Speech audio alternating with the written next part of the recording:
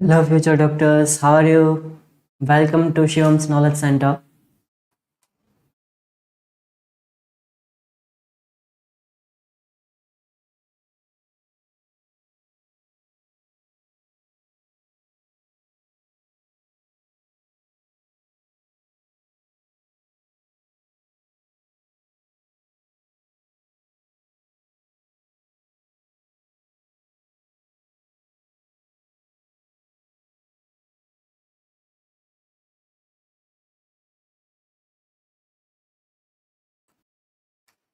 So we are starting animal tissues today, right? As I promised you, I am live today on 10th June.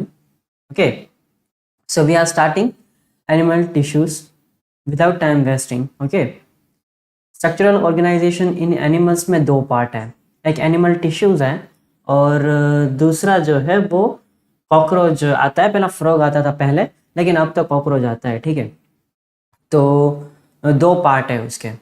तो animal tissues से हम start करेंगे। तो level of organisation अगर देखें तो cellular level जो है उसमें पोरिफेरा आता है। ओके, सेल्यूलर लेवल जो है उसमें पोरिफेरा आता है, राइट।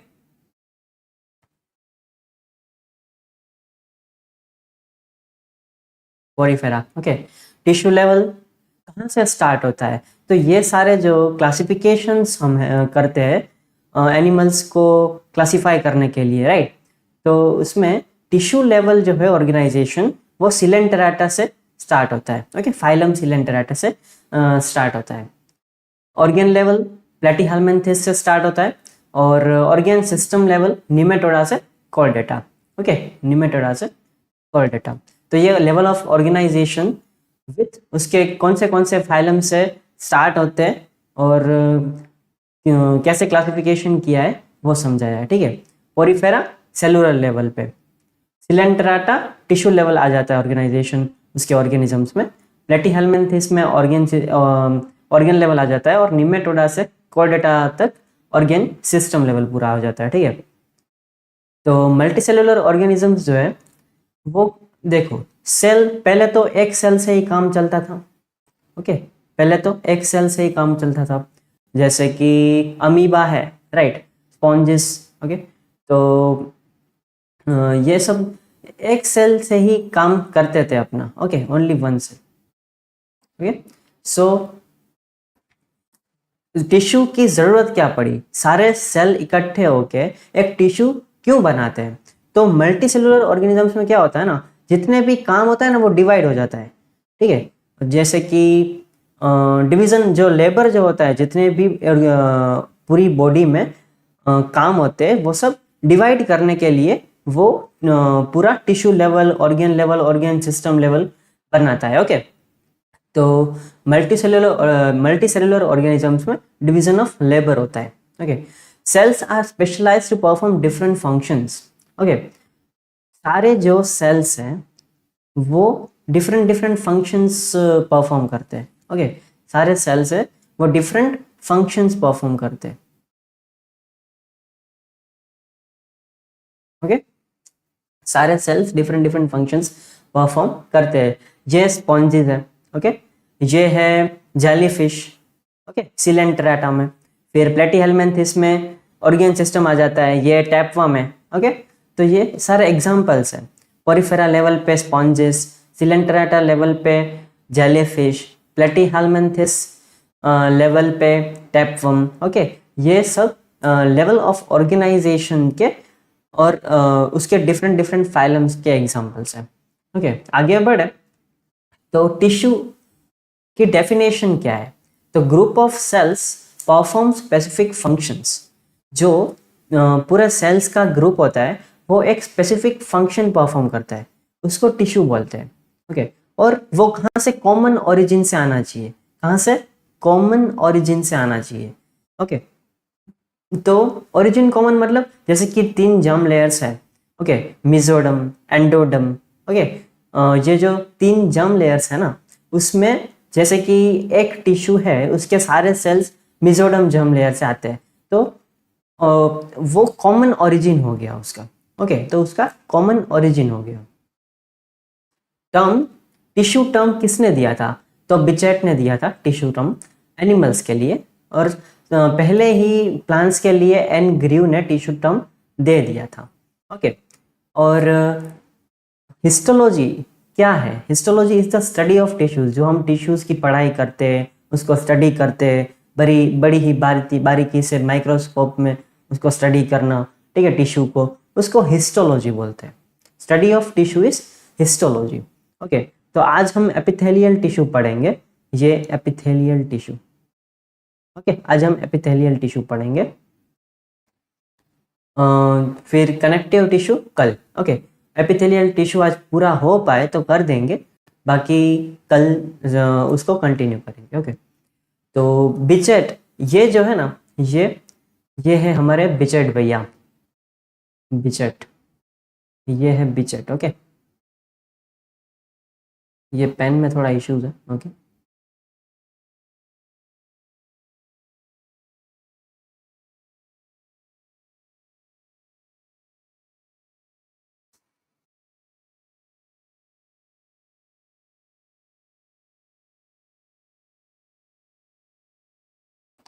ओके, ये है एनग्रीव।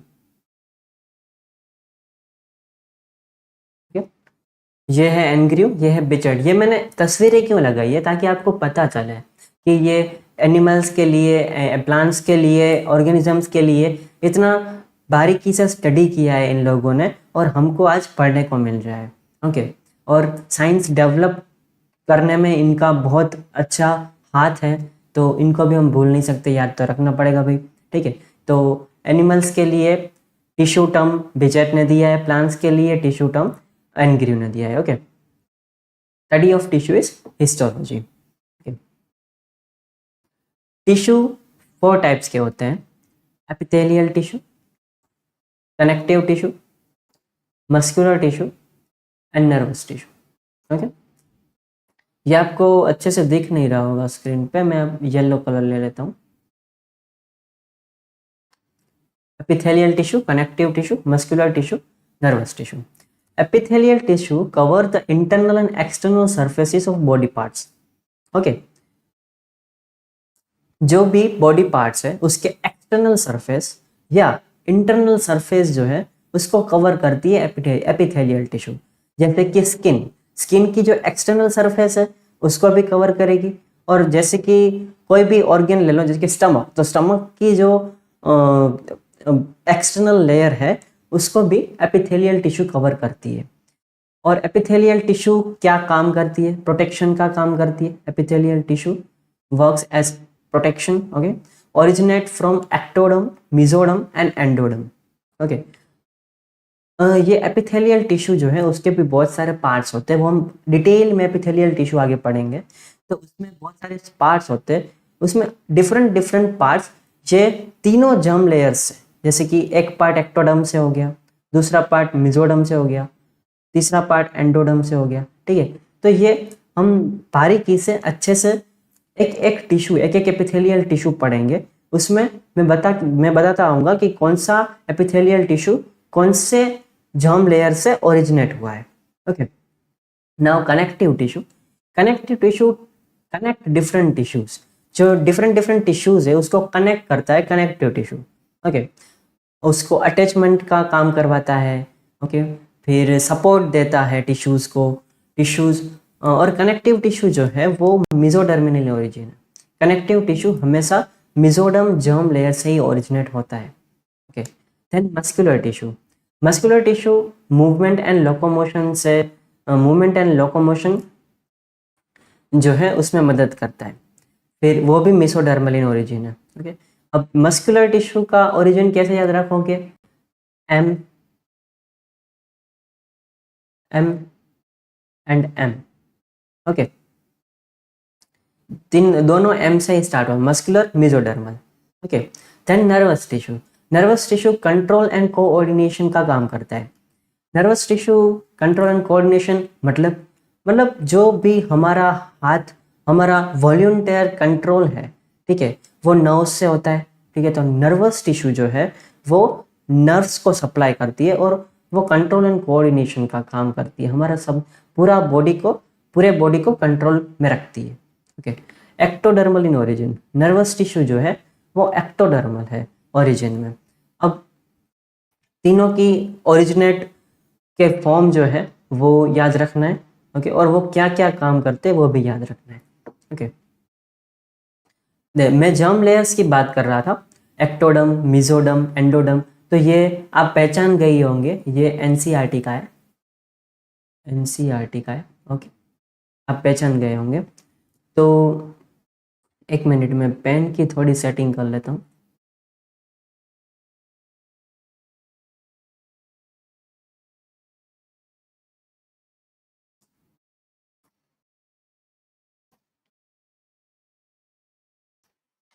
अब जर्म लेयर्स दो प्रकार की होती है, एक तो डाइप्लोब्लास्टिक एंड ट्राइप्लोब्लास्टिक। ओके, डाइप्लोब्लास्टिक में क्या रहता है ना कि एक्टोडम और एंडोडम दोनों होती है जर्म लेयर्स, लेकिन मिजोडर्मल लेयर जो है वो नहीं होती, जैसे कि हाइड्रा में। ओके, हाइड्रा में जब एम्ब्रियो डेवलपमेंट होगा तब सबसे पहले जर्म लेयर्स बनेगी। ठीक है, और ये जर्म लेयर्स ही different different organs, tissues, cells बनाएंगे। ओके, तो ये जो डायप्लोब्लास्टिक जो ऑर्गेनिजम्स होते हैं, जर्म लेयर जो होती है वो एक्टोडम और एंडोडम से बनी होती है। ओके, मिजोग्लाया, उसमें मिजोडम नहीं होता, मिजोग्लाया होता है। ओके, मिजोडम नहीं होता उसमें, मिजोग्लाया होता है। तो ये कहाँ है, ये हाइड्रा में है। ओके, हाइड्रा में जो है वो मिजोग्लाया प्रेजेंट होती है। और ट्राइप्लोब्लास्टिक जर्म लेयर है, ट्राइप्लोब्लास्टिक ऑर्गेनिजम्स में तीनों जर्म लेयर्स हैं, एक्टोडम, एंडोडम एंड मिजोडम, तीनों जर्म लेयर्स ट्राइप्लोब्लास्टिक ऑर्गेनिजम्स में है। ओके, और ह्यूमन बींग्स इसके एग्जाम्पल्स हैं। ओके, एनसीईआरटी के हर डायग्राम इंपॉर्टेंट है। ओके, एनसीईआरटी के हर डायग्राम इंपॉर्टेंट है, वो ध्यान में रखना आप। ओके, मैं आपको करवाते चलूंगा सारे डायग्राम एनसीईआरटी के विथ एक्स्ट्रा इंफॉर्मेशन मैं आपको करवाते चलूंगा। ठीक है, अब एनिमल टिश्यूज, ये जो जो चैप्टर है, ये जो वो पूरा यहीं से स्टार्ट होता है। ओके, पूरा हम पहले क्लासिफिकेशन देखते हैं, पूरा चैप्टर का ग्लिम्स देख लेते हैं। तो एपिथेलियल टिश्यू जो अब आज हम पढ़ेंगे, तो एपिथेलियल टिश्यू जो है उसमें simple epithelial tissue and compound epithelial tissue, दो एपिथेलियल टिश्यू उसके पार्ट्स हैं, सिंपल एपिथेलियल टिश्यू और compound epithelial tissue. Simple epithelial tissue है ना, वो यूनिलेयर्ड होता है, एक ही लेयर में सेल्स बिखरे, मीन्स एक ही लेयर में सेल सिचुएटेड होते हैं। और कंपाउंड एपिथेलियल टिश्यू में मल्टी लेयर्ड में सेल्स सिचुएटेड होते हैं। ओके, एक के ऊपर एक, एक के ऊपर एक, एक के ऊपर एक। और सिंपल एपिथेलियम में एक ही लेयर में, जैसे कि एक इधर सेल्स की लेयर है तो उसके बाद इधर सेल्स की लेयर होगी, फिर इधर होगी। ओके, ये एक ही लेयर होगी। और कंपाउंड एपिथेलियम में एक के ऊपर एक, एक के ऊपर एक मल्टी लेयर्ड होता है। ओके, तो सिंपल एपिथेलियम में बहुत सारे एपिथेलियल टिश्यूज आते हैं, जैसे कि simple squamous epithelium, simple cuboidal epithelium, simple columnar epithelium, simple ciliated epithelium, simple pseudostratified epithelium, simple glandular epithelium. ये सारे एपिथेलियल टिश्यूज जो है वो सिंपल एपिथेलियल टिश्यूज के ही पार्ट्स हैं। ओके, उसकी क्लासिफिकेशन है। और कंपाउंड एपिथेलियल टिश्यूज में stratified compound epithelium and transitional compound epithelium, ये दोनों आते हैं। ओके, और फिर हम कनेक्टिव टिश्यू की बात करें तो कनेक्टिव टिश्यू तीन पार्ट में डिवाइडेड है। First loose connective tissue, second dense connective tissue and third specialised connective tissue. Loose connective tissue में एरियोलर लूज कनेक्टिव टिश्यू और एडिपोज लूज कनेक्टिव टिश्यू आता है। लूज कनेक्टिव टिश्यू जो है वो मोस्ट अबेंडेंट इन बॉडी होता है, most abundant in body.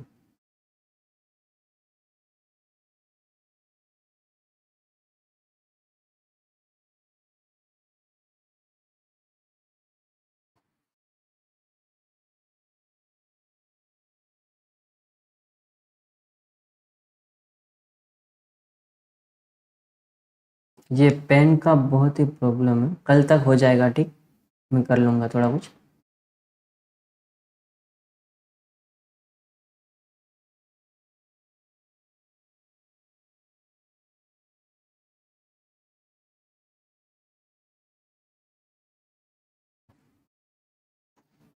Sorry, writing बहुत ही गंदी आ रही है क्योंकि पेन थोड़ा ठीक नहीं है, आज चल नहीं रहा है ठीक।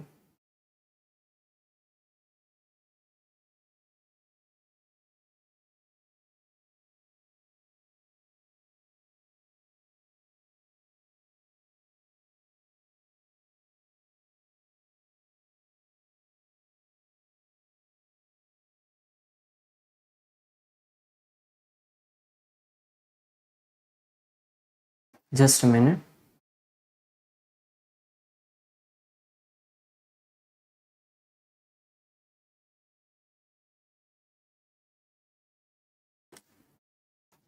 देन ये कनेक्टिव टिश्यू मोस्ट अबेंडेंट, सबसे ज़्यादा हमारे बॉडी में कनेक्टिव टिश्यू ही देखा जाता है। ओके, और होता है। तो लूज कनेक्टिव टिश्यू के दो पार्ट्स है, एक areolar loose connective tissue and dense areolar loose connective tissue and adipose loose connective tissue. Areolar loose connective tissue जो है वो सबसे, कनेक्टिव टिश्यू में भी लूज कनेक्टिव टिश्यू में सबसे ज़्यादा एरियोलर कनेक्टिव टिश्यूज होता है। ओके, ये सारे टिश्यूज हम डिटेल में पढ़ेंगे, टेंशन मत लो। ओके, सब समझाऊंगा एकदम डिटेल में। फिर डेंस कनेक्टिव टिश्यू में टेंडन्स और लिगामेंट्स आते हैं। स्पेशलाइज्ड कनेक्टिव टिश्यू में बोन, स्पेशलाइज्ड कनेक्टिव टिश्यू में पहले तो दो क्लासिफिकेशन है, एक स्केलेटल कनेक्टिव टिश्यू और fluid connective tissue. Skeletal connective tissue जो स्केलेटन से कनेक्टेड है, bone and cartilage, and fluid connective tissue जो है वो ब्लड एंड लिम्फ है। ओके, फिर मस्कुलर, मस्कुलर टिश्यू के तीन पार्ट्स हैं, stratified muscular tissue, smooth muscular tissue and cardiac muscular tissue. Okay, and then nervous tissue. ये सारे पूरे एनिमल टिश्यूज की क्लासिफिकेशन हो गई, जो एकदम डिटेल में अब एपिथेलियल टिश्यू से मैं अब शुरुआत करने जा रहा हूँ। ओके, आपको जो भी डाउट हो आप बोल दो चैट सेक्शन में, मैं एक्सप्लेन करूँगा, राइट।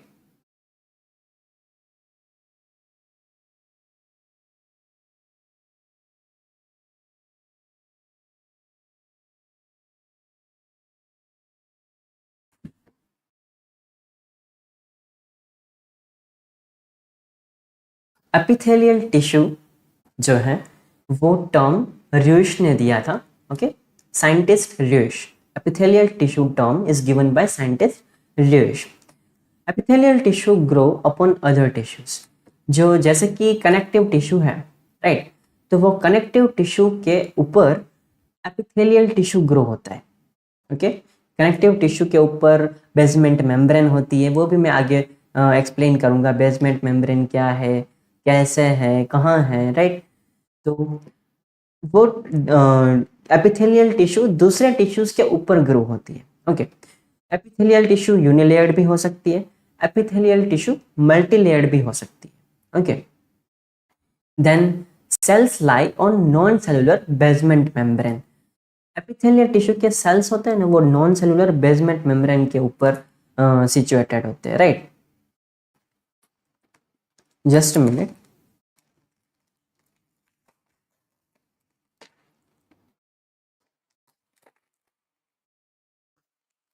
Just minute. ओके,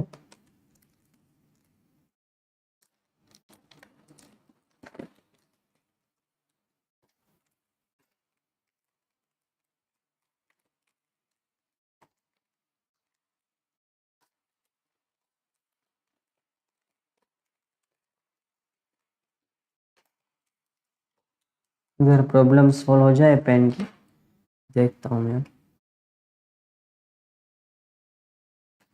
जैसे कि ये एक बेसमेंट मेम्ब्रेन है। ओके, ये एक बेसमेंट मेम्ब्रेन है और इधर एक कनेक्टिव टिश्यू है।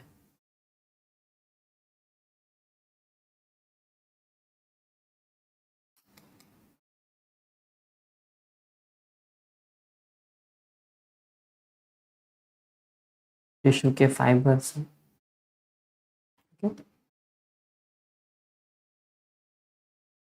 ये कनेक्टिव टिश्यू, ये बेसमेंट मेम्ब्रेन है। तो ये बेसमेंट मेम्ब्रेन जो है उसके ऊपर एपिथेलियल टिश्यू के सेल्स सिचुएटेड है।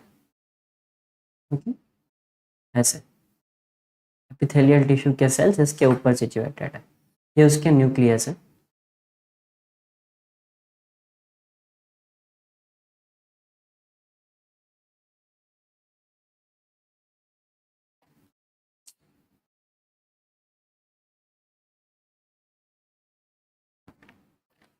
ओके, ये मतलब एक टिश्यू के ऊपर दूसरे टिश्यू जो है वो ग्रो करते हैं। एक कनेक्टिव टिश्यू है, ये एपिथेलियल टिश्यू है, राइट। एपिथेलियल टिश्यू का रीजनरेशन पावर एकदम बेस्ट होता है। एपिथेलियल टिश्यू का जो रीजनरेशन पावर है वो एकदम गुड और बेस्ट होता है। जैसे कि कोई आपको स्किन में खरोच आ गई, ठीक है, कुछ एब्रेशन हो गया, तो उसको ठीक छोटा मोटा ठीक करने में इतना टाइम नहीं लगता, राइट। क्यों टाइम नहीं लगता? क्योंकि उसकी regeneration power, epithelial tissue, skin के ऊपर एपिथेलियल टिश्यू पाया जाता है, तो उसकी रीजनरेशन पावर जो है वो एकदम बेस्ट है। इसीलिए इसीलिए वो हील भी जल्दी कर लेता है। ओके, हील जल्दी कर लेता है।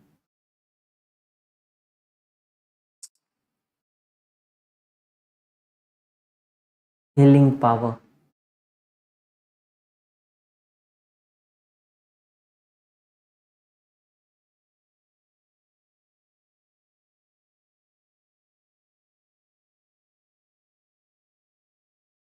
healing power is good, right? Most almost avascular. What is the meaning of avascular? मतलब उसमें ब्लड सप्लाई जो है वो एपिथेलियल टिश्यूज में ब्लड सप्लाई नहीं रहती। ओके, ऑलमोस्ट एवेस्कुलर, हाँ कहीं कहीं एक्सेप्शन है, लेकिन वैसे एवेस्कुलर ही है, ब्लड सप्लाई नहीं रहती एपिथेलियल टिश्यू में, राइट।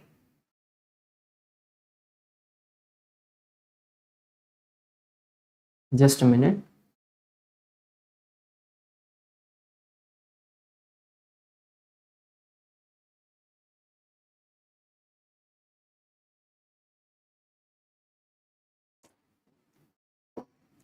बेजल लेमिना, ओके, मैं आपको बेसमेंट मेम्ब्रेन एक्सप्लेन करता हूँ। ये देखो, ये बेजल लेमिना है, ठीक है, जो आउटर थिन लेयर है, उसके नीचे फाइब्रस लेमिना होगा, right. Basal lamina is outer thin layer of basement membrane. Basal lamina किससे बना है? तो न्यूरोपॉलीसेकेराइड्स एंड ग्लाइकोप्रोटीन से बेजल लेमिना बना होता है। और ये कौन बनाता है? ये कनेक्टिव टिश्यू खुद बनाता है, right, contributed bye epithelial cells. Sorry, epithelial cells खुद बनाते हैं, राइट। ये बेजल लेमिना, बेसमेंट मेम्ब्रेन के दो पार्ट्स होते हैं, ऊपर वाला बेजल लेमिना, नीचे वाला फाइब्रस लेमिना। ऊपर वाला बेजल लेमिना है, उसकी लेयर थिन होती है और न्यूरोपॉलीसेकेराइड्स एंड ग्लाइकोप्रोटीन से बनी होती है। ये न्यूरोपॉलीसेकेराइड्स एंड ग्लाइकोप्रोटीन्स जो है वो हम सबसे डिटेल में हम पढ़ेंगे बायोमोलिक्यूल्स में, ओके। और एपिथेलियल सेल से ये कंट्रीब्यूटेड रहते हैं, ओके।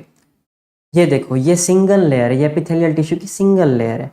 ये उसके जो ऊपर वाला पार्ट होता है ना, ये वाला जो पार्ट होता है ना ऊपर वाला, उसको एपिकल सरफेस बोलते हैं या फ्री सरफेस बोलते हैं, ओके, फ्री एपिकल सरफेस, जहाँ पे सिलिया हो सकता है, माइक्रोपिलाई हो सकता है, right.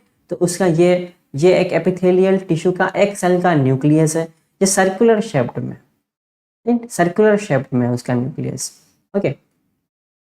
Now fibrous lamina, fibrous lamina जो है उसकी लेयर थिक है, ओके, और मेड अप ऑफ कोलेजन और reticular fibres secreted by underlying connective tissue. ये बेजल लेमिना जो है वो एपिथेलियल सेल से बनता है और उसकी लेयर थिन है। फिर उसके नीचे जो है, उसके नीचे फाइब्रस लेमिना होता है, राइट।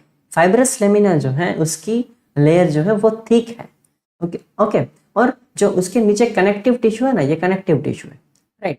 उसके नीचे जो कनेक्टिव टिश्यू है ना, उससे बनता है fibrous lamina, okay. Collagen fibres, reticular fibres से बनता है ओके, उसमें कोलेजन फाइबर्स और रेटिकुलर फाइबर्स होते हैं फाइब्रस लेमिना में। नाउ बेसमेंट मेम्ब्रेन जो है वो basal lamina plus fibrous lamina से बनती है। Provide elastic support to epithelial cells, epithelial cells को इलास्टिक सपोर्ट प्रोवाइड करते हैं। Diffusion of selective substances from connective tissue to epithelial cells. Basement membrane का काम क्या है? जो कनेक्टिव टिश्यू होता है ना, ये कनेक्टिव टिश्यू उसमें से जो मटेरियल्स है उसका डिफ्यूजन करवाता है एपिथेलियल टिश्यू में, क्योंकि एपिथेलियल टिश्यू एवेस्कुलर है, इसीलिए कनेक्टिव टिश्यू से इधर एपिथेलियल टिश्यू तक मटेरियल को डिफ्यूज करवाने का काम ये बेसमेंट मेम्ब्रेन करती है, राइट। नाउ एपिथेलियल टिश्यू के जो सब डिवाइडेड क्लासिफिकेशन है उसके भी पार्ट्स हैं, वो हम डिस्कस करेंगे। Starting with simple squamous epithelium. Simple squamous epithelium ये उसकी बेसमेंट मेम्ब्रेन है, आप डायग्राम देख लो। ओके, ये उस कनेक्टिव टिश्यू है, basement membrane, connective tissue, flattened nuclei. ये सिंपल स्क्वेमस एपिथेलियम के जो न्यूक्लियस होते हैं ना वो फ्लैट होते हैं। कैसे? फ्लैट। ओके, ये उसके सरफेस व्यू है सिंपल स्क्वेमस एपिथेलियम का, राइट। और हम अगर माइक्रोस्कोप में उसकी हिस्टोलॉजी स्टडी करें तो सिंपल स्क्वेमस एपिथेलियम ये ब्लड वेसल है। ओके, ब्लड वेसल का ये जो ल्यूमेन है उसके जो वॉल है उसमें सिंपल स्क्वेमस एपिथेलियम दिखेंगे, राइट। ये उसका न्यूक्लियस दिख रहा है, फ्लैट न्यूक्लियस दिख रहा है ये। ओके, तो ये आप आगे एमबीबीएस करोगे तो उसमें आपको हिस्टोलॉजी पढ़ाई जाएगी, उसमें सब एक्सप्लेन किया जाएगा डिटेल में, अब डिटेल में समझेंगे तब, right. Now simple squamous epithelial के जो सेल्स होते हैं ना वो पॉलीगोनल होते हैं। कैसे? पॉलीगोनल होते हैं, ये ऐसे, ये शेप जो है ना ये पॉलीगोनल शेप है, राइट। टाइटली पैक्ड होते हैं और इंटरसेलुलर स्पेस जो है उसमें एब्सेंट होती है, टाइटली पैक्ड है, राइट। कैसे? टाइटली पैक्ड है। नाउ उसका न्यूक्लियस जो है वो प्रोमिनेंट मतलब अगर आप माइक्रोस्कोप में देखो तो आसानी से न्यूक्लियस दिख जाएगा उसका। ओके, उसका आसानी से न्यूक्लियस दिख जाएगा, ये उसका न्यूक्लियस है, राइट। आसानी से न्यूक्लियस दिख जाएगा और इसके सेल के सेंटर में न्यूक्लियस प्लेस्ड होता है और न्यूक्लियस कैसा होता है? फ्लैट होता है। कैसा होता है? फ्लैट। नाउ पेवमेंट एपिथेलियम, इसको पेवमेंट एपिथेलियम या टेसलेटेड एपिथेलियम क्यों कहते हैं? पेवमेंट एपिथेलियम इसीलिए क्योंकि ये देखो टाइल्स की तरह, जैसे हम घर में नीचे टाइल्स लगवाते हैं ना, वो टाइल्स की तरह जो पैक्ड है ना, जैसे पैक्ड होती है ना टाइल्स, ऐसे ही ये एपिथेलियल टिश्यू पैक्ड होते हैं, इसीलिए उसको पेवमेंट एपिथेलियम बोलते हैं। क्या बोलते हैं? Pavement epithelium. और उसको टेसिलेटेड एपिथेलियम भी बोलते हैं। किसको? सिंपल स्क्वेमस एपिथेलियम को टेसिलेटेड एपिथेलियम क्यों बोलते हैं? इसको और जूम करके अगर मैं देखूंगा तो कैसा दिखेगा पता है? ऐसा। उसकी जो मार्जिन होती है ना वो वेवी होती है, ठीक। उसकी मार्जिन जो होती है ना वो कैसी होती है? वेवी होती है।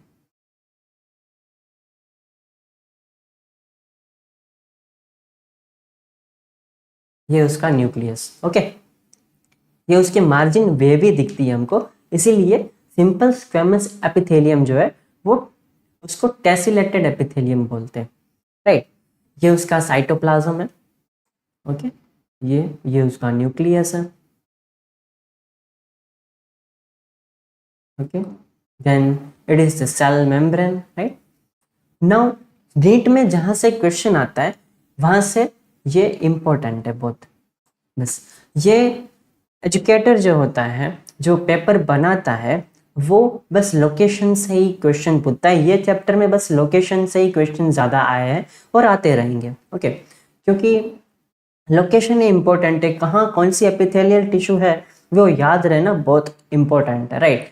तो लंग्स की एल्वियोलाई में सिंपल स्क्वेमस एपिथेलियम प्रेजेंट है। और कहाँ कहाँ प्रेजेंट है? ब्लड वेसल की इनर लेयर में, जो हमने ये देखा था, ये देखो ये ब्लड वेसल की इनर लेयर में यहाँ पे सिंपल स्क्वेमस एपिथेलियम प्रेजेंट है। देन हार्ट में प्रेजेंट है एंडोकार्डियम, एंडोथीलियम, ठीक है। हार्ट के जो सिंपल स्क्वेमस एपिथेलियम है ना, उसको एंडोकार्डियम बोलते हैं, एंडोथेलियम बोलते हैं, राइट। देन लिम्फ वेसल्स में प्रेजेंट है, okay. Then wall of Bowman's capsule, Bowman's capsule की वॉल में प्रेजेंट है, okay. Then descending Henle's loop, DCT, DCT में प्रेजेंट है। देन सिलोमिक एपिथेलियम या मीजोथेलियम, उसमें भी प्लूरल लेयर्स जो लंग्स की होती है, पेरिटोनियल लेयर्स डाइजेस्टिव गट की होती है, पेरिकार्डियल लेयर्स जो हार्ट की होती है, उसमें भी सिंपल स्क्वेमस एपिथेलियम प्रेजेंट है, राइट। और ये जो मीजोथेलियम है उसको मैं डिटेल में आगे समझाता हूँ है क्या, ओके। ये सारे लोकेशंस आपको याद रखने हैं, उसी में से ही क्वेश्चंस आएंगे, इंपॉर्टेंट है, राइट। इट इज, मैं जहां जहां नीट लिखता हूं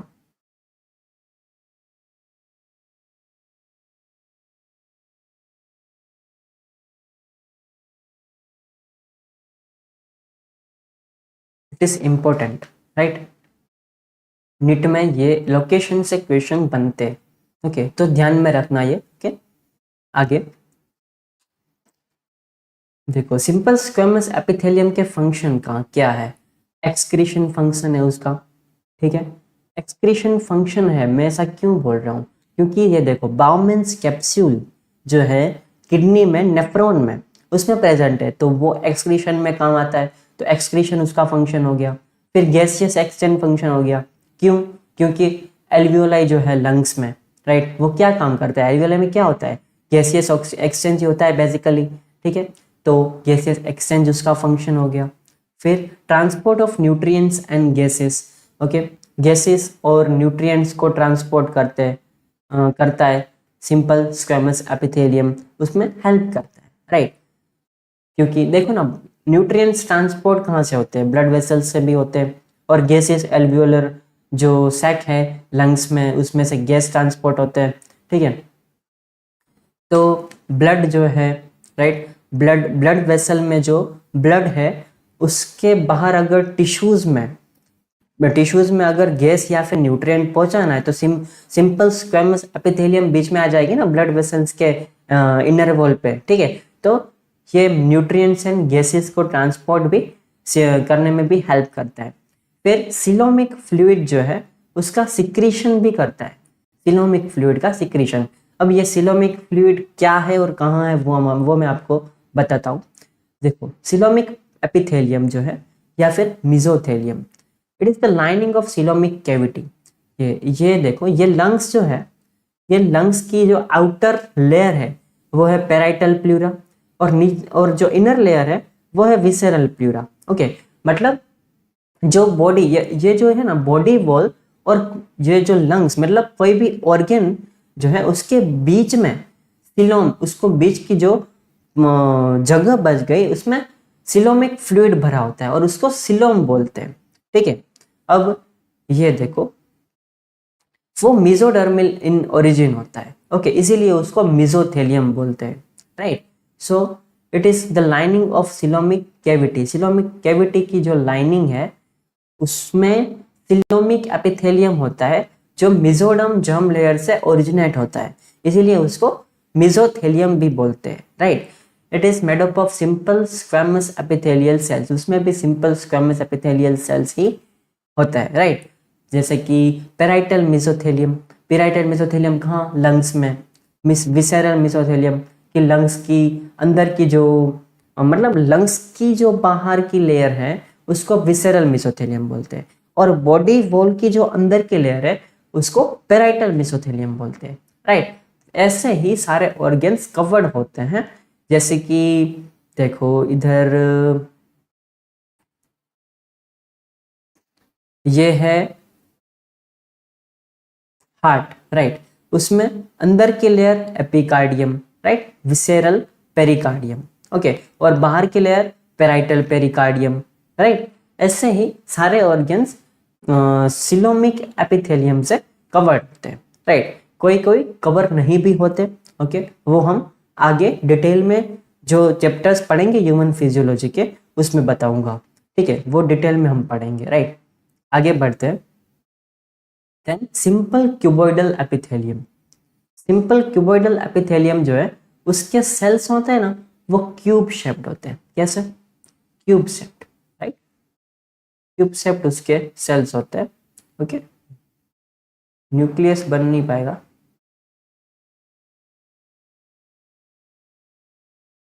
ओके, उसके सेल्स क्यूब शेप्ड होते हैं सिंपल क्यूबॉइडल एपिथेलियम के। प्रोमिनेंट सेंट्रली प्लेस्ड, उसका भी देखो न्यूक्लियस जो है ना वो सेंटर में होता है, राइट? उसका न्यूक्लियस कहाँ होता है? सेंटर में ही होता है। ओके, और प्रोमिनेंट, प्रोमिनेंट मतलब माइक्रोस्कोप में देखे तो अच्छे से दिख जाता है। प्रोमिनेंट सेंट्रली प्लेस्ड न्यूक्लियस होता है। Okay, then simple brush bordered cuboidal epithelium. ये अब सिंपल क्यूबॉइडल एपिथेलियम के पार्ट्स हैं, जैसे कि simple brush bordered cuboidal epithelium. Brush bordered मतलब क्या? उसके ऊपर माइक्रोविलाई आ जाते हैं, ऐसे ऐसे।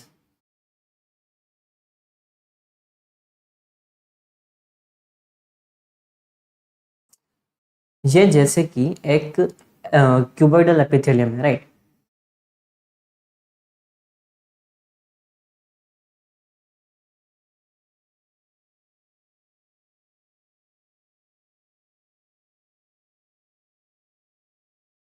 जी, ये जो है ये माइक्रोविलाई है, राइट?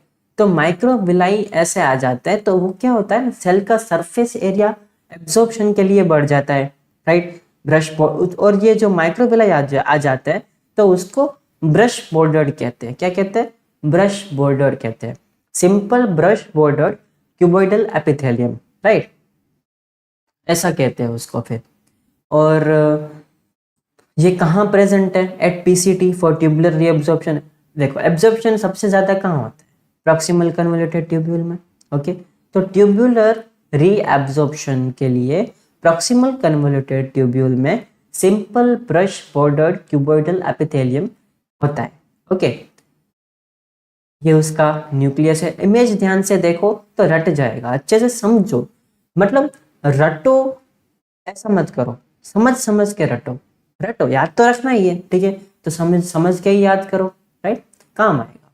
साइटोप्लाज्म है ये उसका, ये उसकी बेसमेंट मेम्ब्रेन है, ये उसके नीचे भी उसका कनेक्टिव टिश्यू है, right? Then simple non brush bordered cuboidal epithelium कहाँ है? उसका लोकेशन, नॉन ब्रश बॉर्डर्ड मतलब उसके उसके उसमें माइक्रोविलाई नहीं होते, ठीक है? तो उसको नॉन ब्रश बॉर्डर्ड बोल दिया, राइट? क्यूबॉइडल एपिथेलियम में तो क्यूब शेप्ड उसके सेल्स होते हैं, right? Then thyroid follicles. Okay, उसका लोकेशन है non brush bordered cuboidal epithelium का, थायराइड फॉलिकल्स में होता है। डिस्टल कन्वोल्यूटेड ट्यूब्यूल में, आइस में भी होता है, जैसे कि आइरिस में, सेलियरी बॉडी में, रेटिना में, कोरोइड में, right? Then ducts of pancreas, pancreatic ducts में होता है। देन स्वेट ग्लैंड में होता है, सलाइवरी ग्लैंड्स में होता है, right? Then seminiferous tubules in testis, जहाँ जहाँ पे स्पर्म्स बनते हैं, right? Seminiferous tubules in testis. Human reproduction भी हम डिटेल में पढ़ेंगे आगे, राइट? देन ओवरीज में होता है, ठीक है? अब ये जर्मिनल एपिथेलियम है। Simple non brush border cuboidal epithelium को जर्मिनल एपिथेलियम भी बोलते हैं। क्यों? क्योंकि उस जो स्पर्म्स और ओवम होता है ना, sperms and ovum,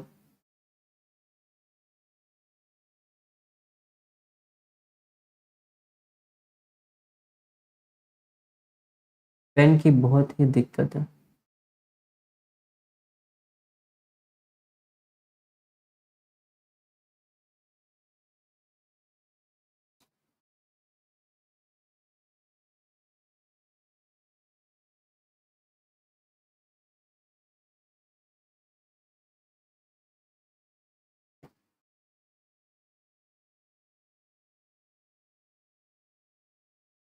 sperms and ovum जो है वो बनाने में हेल्प करता है simple non brush border cuboidal epithelium, right? इसीलिए उसको जर्मिनल एपिथेलियम भी बोलते हैं। ओके,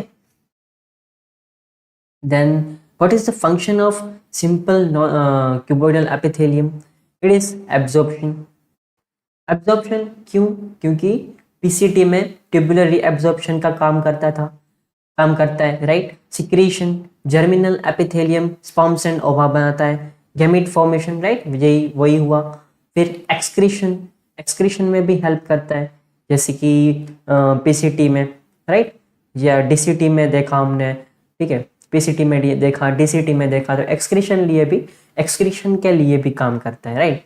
सिंपल क्यूबॉइडल एपिथेलियम, ये देखो माइक्रोस्कोप में मैंने दिखाया है इधर, तो देखो ऐसा दिखता है, ये लाइव दिखाया है, ठीक है, माइक्रोस्कोप में आप देखोगे तो ऐसा दिखेगा। फिर ये उसकी बेसमेंट मेम्ब्रेन है, ये ब्लड वेसल है, ब्लड वेसल के अंदर ये दो आपको न्यूक्लियस दिख रहे हैं सिंपल स्क्वेमस एपिथेलियम के, फिर उसके नीचे कनेक्टिव टिश्यू है, राइट। आगे बढ़ते, तो simple columnar epithelium, simple columnar epithelium के जो सेल्स है वो कॉलम शेप्ड, ऑब्वियसली एक नाम के ऊपर ही आपको पता चल रहा है कि उसके कॉलम शेप्ड सेल्स होंगे, राइट, ऐसे, ओके।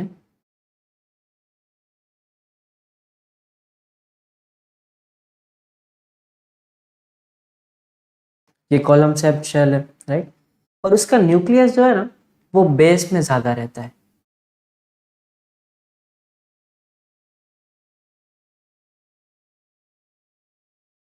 ठीक है, बेस में न्यूक्लियस ज्यादा रहता है, थोड़ा इलोंगेटेड रहता है उसका न्यूक्लियस, राइट। ओवल न्यूक्लियस रहता है, कैसा, ओवल, ओवल न्यूक्लियस रहता है, और base of the cells, okay, में ज़्यादा रहता है। फिर सिंपल कोलमनर एपिथेलियम कहाँ कहाँ पाया जाता है, तो गैस्ट्रो इंटेस्टाइनल ट्रैक्ट के लाइंस पे, मतलब उसके जो आउटर लेयर है उसमें, जैसे कि स्टमक, इंटेस्टाइन, ये उसकी जो लेयर्स होती है, उसकी लाइंस जो होती है उसमें ये सिंपल कोलमनर एपिथेलियम पाया जाता है, right. Lines the pancreatic lobes also, ये सब लोकेशन याद रखनी पड़ेगी बेटा, ठीक है, और यही इंपॉर्टेंट है, लोकेशन से ही क्वेश्चन आते हैं, और एक बार बता रहा हूँ, okay. Then simple columnar epithelium जो है वो सिक्रीटरी इन नेचर है, ओके, जिसको ग्लैंडुलर एपिथेलियम भी बोलते हैं। अगर सिंपल कोलमनर एपिथेलियम कुछ सिक्रीट करने लगे तो उसको ग्लैंडुलर एपिथेलियम बोलते हैं, ठीक है। Simple columnar brush bordered epithelium, brush bordered मतलब मैंने आपको पहले भी बताया था कि ऐसे देखो ये माइक्रोविलाई आ जाते हैं ऐसे, राइट, तो उसको ब्रश बॉर्डर बोलते हैं। तो कोलमनार सेल्स में अगर माइक्रोविलाई आएंगे तो उसको simple columnar brush border epithelium बोल देंगे, राइट। वो कहाँ प्रेजेंट है, तो इंटेस्टाइनल म्यूकोसा में प्रेजेंट है, right. Then intestinal mucosa, serosa, sub mucosa, mucosa, sub muscularis, right, ये जो है हिस्टोलॉजी है एलिमेंट्री कैनाल की। अगर एलिमेंट्री कैनाल को हम बीच में से ट्रांसफर सेक्शन में काटें, राइट, तो उसकी जो बाहर से अंदर जो ये उसके लेयर्स है, serosa, sub mucosa, mucosa, मस्कुलारिस, right, ये जो है उसकी सीक्वेंस है, ओके। ये उसमें म्यूकोसल लेयर में, इंटेस्टाइन के म्यूकोसल लेयर में simple columnar brush bordered epithelium पाया जाता है। अब वहां ब्रश बॉर्डर्ड क्यों, माइक्रोविलाई की क्यों जरूरत पड़ी, क्योंकि इंटेस्टाइनल म्यूकोसा में एब्जॉर्प्शन होता है, क्या होता है, एब्जॉर्प्शन होता है, इसीलिए माइक्रोविलाई की जरूरत पड़ी, ताकि एब्जॉर्प्टिव एरिया जो है वो बढ़ सके, राइट। देन गॉबलेट सेल्स या म्यूकस सेल्स जो है वो म्यूकस सिक्रेट करते हैं, ठीक है। ये कोलमनार एपिथेलियम की मॉडिफिकेशन है, ये फेवरेट क्वेश्चन है नीट का, ओके। ये what is the modification of columnar epithelium, it is goblet cell, goblet cell is the modification of columnar epithelium, ठीक है। ये ग्लैंडुलर एपिथेलियम हो गया क्योंकि वो म्यूकस ग्लैंड की तरह काम करता है, फिर ठीक है, म्यूकस सिक्रेट करता है, ओके। ये देखो ये म्यूकस है, राइट, वो सिक्रेट किया, माइक्रोविलाई, म्यूकस, साइटोप्लाज्म है, गॉबलेट, इसको देखो गॉबलेट सेल बोलते हैं, जो म्यूकस सिक्रेट करता है ना उसको, ये न्यूक्लियस है उसका, ठीक है, ओवल न्यूक्लियस है, राइट, और थोड़ा बेस की तरफ है, ठीक है, इसकी बेसमेंट मेम्ब्रेन है, ये एब्जॉर्प्टिव सेल है, एब्जॉर्प्टिव सेल क्यों, क्योंकि इंटेस्टाइन में एब्जॉर्प्शन का काम करता है, right.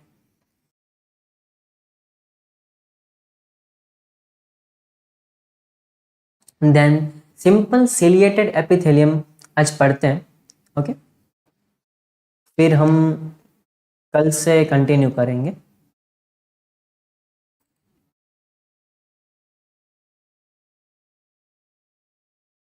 Cilia present on cells to transport the materials.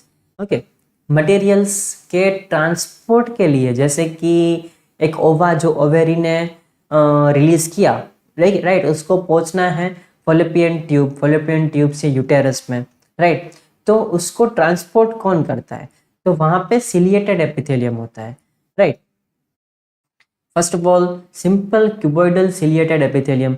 Cilia मैं आपको अगर आगे इमेज भी दिखाऊंगा तो आपको पता चल जाएगा कि ये सिलिएटेड एपिथेलियम कैसा दिखता है, राइट। उसका अब simple cuboidal ciliated epithelium, simple है मतलब यूनिलेयर्ड होगा, क्यूबॉइडल मतलब क्यूब शेप उसकी सेल्स होगी, राइट। सिलिएटेड तो उसमें सिलिया प्रेजेंट होगा, then epithelium, right.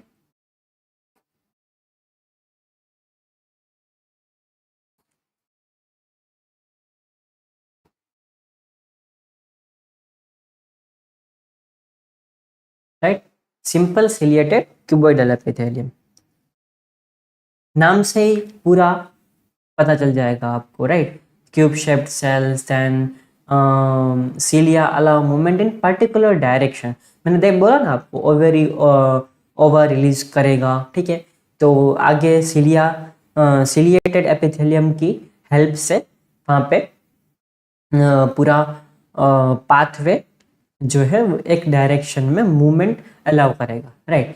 Cilia helps in pushing mucus towards pharynx from trachea and bronchioles, right। Trachea और ब्रोंकियोल्स की जो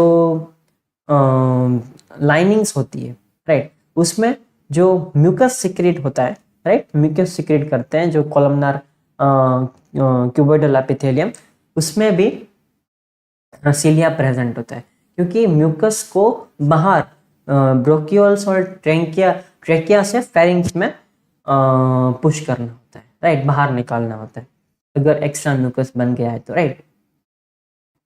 then simple columnar ciliated epithelium. Columnar मतलब उसका सेल्स जो है, उसके सेल्स जो है वो कॉलमनार होंगे, सिलिंड्रिकल होंगे, राइट, ऐसे। और उसमें देखो ये एनसीईआरटी का डायग्राम में लाया हूँ, राइट, कोई एक्स्ट्रा इन्फॉर्मेशन इतनी भी नहीं दे रहा हूँ। ये देखो, ये जो है ना, ये सीलिया है, राइट। ये सीलिया क्या करते हैं? ऐसे ऐसे ऐसे ऐसे ऐसे हिलते हैं, एक ही डायरेक्शन में मूवमेंट प्रोवाइड करते हैं, राइट। और सीलिया के भी दो पार्ट्स है, वो भी मैं आगे उसको डिटेल में डिस्कस करूंगा, राइट। तो सिलिंड्रिकल उसका शेप है, राइट। देन कहाँ कहाँ ये columnar ciliated epithelium, simple columnar ciliated epithelium present है? Inner surface of fallopian tube, मैंने बोला था ना, फेलोपियन ट्यूब में ओवा ट्रांसफर करने के लिए वहाँ पे सिलिएटेड एपिथेलियम होता है। तो वहाँ पे कौन सा सिलिएटेड एपिथेलियम होता है? Columnar, simple columnar ciliated epithelium fallopian tube में प्रेजेंट होता है, where it's swept ovum towards uterus, right. Most of the respiratory tract, while cilia helps in pushing mucus towards pharynx from trachea and bronchioles, right। most of the respiratory tract में भी simple columnar ciliated epithelium present होता है। Location खास याद रखना, right. ये देखो, ये है simple squamous epithelium, right। then it is simple cuboidal epithelium, it is simple columnar epithelium, it is simple ciliated columnar epithelium, right। now simple pseudo stratified epithelium से हम कल डिस्कस करेंगे। आज का टाइम की मर्यादा को सेव करते हुए, राइट, हम कल से ही अब लेक्चर कंटिन्यू करेंगे, आगे एपिथेलियल टिश्यू डिस्कस करेंगे, राइट। तो अगर ये जो है फ्री ऑफ कॉस्ट में पढ़ा रहा हूँ, राइट। और बहुत सारे ऐसे हैं बच्चे जो कोचिंग्स बड़ी बड़ी अफोर्ड नहीं कर सकते, उसके लिए ही मैं आया हूँ, राइट। तो अच्छे से पढ़ो बेटा, और जिसको जिसको भी ज़रूरत लगे सबको शेयर करो, ठीक है। ये क्वालिटी एजुकेशन सबके पास पहुँचना चाहिए, हर घर पे डॉक्टर होना चाहिए। डॉक्टर की इंडिया में बहुत कमी है, ये डॉक्टर बनाने का सपना मेरा एकदम free of cost with quality education मेरा है, वो मैं पूरा कर रहा हूँ।